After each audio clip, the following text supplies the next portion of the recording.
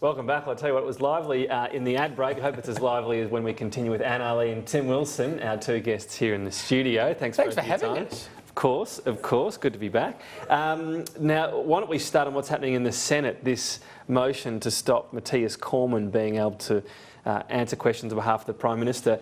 The point being made here is the report can be released from Phil Gaetjens, so why isn't it? Well, the Prime Minister's outlined very clearly that past reports haven't been, and so he's merely honouring precedent. Obviously, the Minister has taken the action as a consequence of the report, and so I think most people just want to draw a line on. Past reports haven't been. July 2019, the Senate made an order for Matthias Cormann to produce the final report by the head of PM&C, same report this time around, into Christopher Pyne and Julie Bishop, whether that breached ministerial code. He complied. Well, in the past, when there have been investigations to current ministers and there's been a report produced, they haven't been released to the public. So it's not the report, it's current ministers is the issue? Well, you'd have to speak to the minister. You've raised an issue with me. I'm not a senator. I'm a member of the House of Representatives, as is Anne. But that is the argument that has been clearly stated by the Prime Minister when the report was delivered.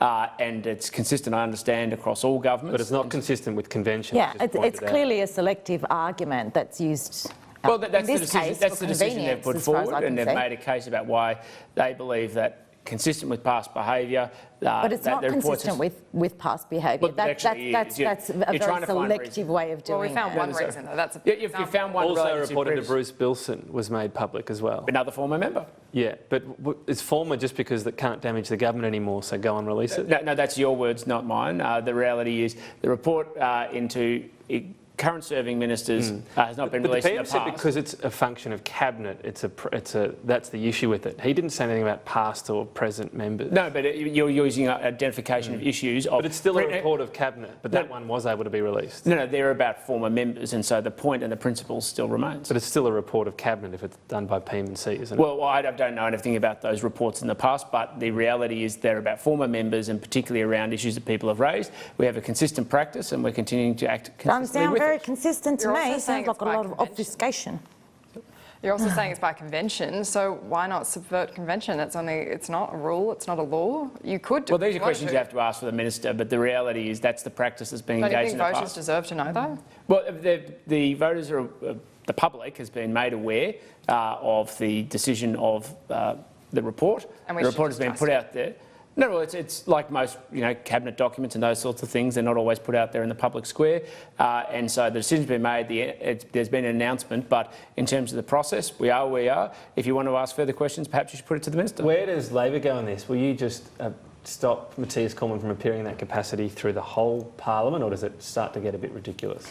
Well, I think the whole purpose of, and as Tim mentioned, I'm not a senator, so I'm not aware of the ins and outs of what's going on in there specifically. But I think the whole point of it is this idea of accountability. And I don't think this argument that it's consistent practice, that it's based on precedent holds up, particularly when it's not really based on precedent, is it? And it's not really consistent practice, is it? It's pretty selective.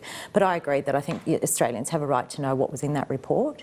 Given the scale of this issue, $100 million, and the scale of the rorts, I think they have most Australians are particularly interested in wanting to know what the outcome of this report is. Do you think it has the potential to backfire on Labor and the crossbench, though, in that you've already had this week, the Deputy Speaker nominated from the Coalition, which was a bit of a procedural stunt. Now we're looking at procedure in the Senate as well. Is it going to play into the Prime Minister's rhetoric about it just being Canberra games? I don't know that Australians are really interested in what goes on in terms of procedure here. So I don't know that using that term backfire, that it will backfire in any way electorally, if I can say that. But I do think that we have a responsibility to hold the government accountable on a range of issues, and this is one of them. And I think we use those means that we have with procedure to be able to do that. Vote happening this afternoon at this stage, although as you say, I think we're all often guessing with the Senate and how it unfolds. Yeah, you never know, do you? Believe it or not, House members don't actually spend that much time focused on the I Senate. would never believe that. We call it that other place. Now, superannuation, an idea from Victorian Labor, go up to 15%. It's a big jump when wages are so sluggish. It would have to impinge on them, you'd assume. Is this a good idea? Well, we've just moved an amendment to the Your Super, Your Choice, and that was what we were dividing on before we came here, to have the 12% guarantee, and that's Labor's position at the moment. Not 15 then? Well, no, I haven't heard 15 discussed, but 12% is what we've moved as an amendment to the bill that's currently before the House, and that's what we're sticking to at this stage, yes. What do you make of this idea, Tim Wilson? Well, if you want to lower wages, which is what the Victorian government's put proposals forward, that's what's going to happen. The RBA was out there last week, the Treasury's been out there, ACOS, the Gaetjens Institute, everybody's putting forward the case that if you continue to increase superannuation contributions and take it beyond, well, even up to 12, but it definitely took it from 12 to 15, Australia will get lower wage growth. And so it really comes down to whether you want to have lower wages. The Andrews government's gone out there and said we want Australians to earn less. What about super on maternity leave?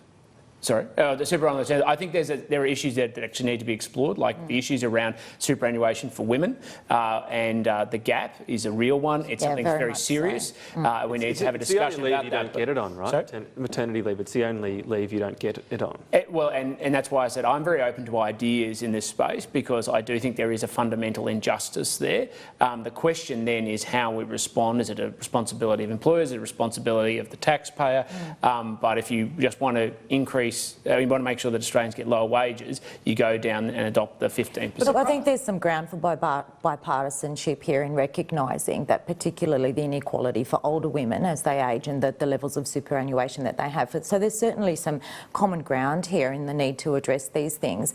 But I also think that there is a group of coalition MPs who are opposed to superannuation, who have publicly said, Senator Bragg has publicly said that people should be superannuation should be voluntary. We've had a WA senator call superannuation a cancer. So I think there is a bit of ideological opposition in the LNP to superannuation, but I also think that there is room for common ground and room for some bipartisanship on issues of an ageing population and how that population can save for its future. If we move to this 15% contribution, though, before we've addressed these inequality issues between men and women's super, is that not going to exacerbate the issue even more? You're going to have more wages that you're missing out in those times that you do take maternity leave or go to casual work or part-time. Well, I think what you're saying is that we can't do both at the same time. I think we can. You know, I think if you want to look at the superannuation system as a whole, then you can look at all of those issues. It's not necessarily mutually exclusive that you do one thing or not the other. Address the women's issue before you address the 15% raise?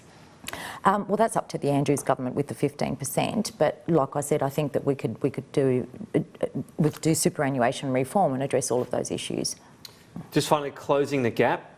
How bad's this failure, Tim Wilson? I think it's disappointing for everybody in the country, but it's no more disappointing than for the people, Aboriginal and Torres Strait Islanders, where there is a very clear gap in life expectancy and the health indicators. The Prime Minister will be giving a speech at 11 o'clock to go through the challenges that are faced. We've met two metrics in the space of education around Year 12 attainment and early childhood education, but the reality is no one should gloss away from it. We face significant challenges as a country. The situation facing Aboriginal and Torres Strait Islanders is a very concerning one, and that's why we continue to put so much resources and focus, but it's also not one that's going to be solved overnight. You've probably said that every year you've been in Parliament. I've said it before I was in Parliament, so and I don't think that would be the view of any other member I suspect in this place. I'm getting to the stasis that seems to be there on it. Well, we are meeting some metrics which shows not enough though, Tim. No. We are. I'm trying to have a very candid conversation, which is we are meeting some metrics. So obviously some things are working in terms of measurable behaviour, but I think one of the big challenges we face is that government can't solve things like health indicators in isolation. We have real challenges about obviously alcohol and drugs in some communities. There are obviously issues around access to healthcare. There's obviously issues around personal responsibility as well. There's also issues around the consequences of economic disadvantage, and so you can't can't just fix it with with a tick for a bureaucrat's pen. It's a very difficult challenge. But other governments in other countries with Indigenous populations have managed to fix it, and I don't think it's an overstatement to say that our Indigenous population fares a lot worse than Indigenous populations in other countries, like, for example, the United States, in Canada, and other Western nations as well. I think it's a pretty damning report that we're going to see today when we have 5 of the 7 indicators haven't been reached across things like health and education, literacy and numeracy for our First Nations. And, you know, I accept what you're saying to an extent, Tim, but I do think that the government, this is a failure of the government. You've been in for 7 years. I think and drawing these indicators have not really I think this is a collective failure of the nation, and I don't say that to avoid responsibility. I really believe that the legacy and the history of the issues that sit behind a lot of the challenges we face around closing the gap for Aboriginal and Torres Strait Islanders did not start 7 years ago. No, I agree with you there. Hundreds of years ago. Absolutely. And every government has committed resources and focus and time to make sure that we try and address these challenges, and it's a collective failure of the nation. And I do agree with you about the legacy, and I think that collectively as a nation we need to heal together and we need to move forward together, and I don't think we're going to be able to address the gaps until we've done that, until we've been able to heal and move forward. What does that look like, though? Yeah, I think there is still a lack of recognition. I think we need to support the Minister for Indigenous Affairs, Ken Wyatt, and I know that he has a lot of support from our Indigenous caucus on our side. I'm not so sure that it's the same within his own party. I know that there have been a few things reported in the West Australian, for example, about some of his colleagues. And I think we need to support that. I think we need to support Indigenous recognition. I think we need to support an Indigenous voice to Parliament. It's time that we started listening to First Nations people about their issues and how they want to deal with their issues and how and being able to support them to do that.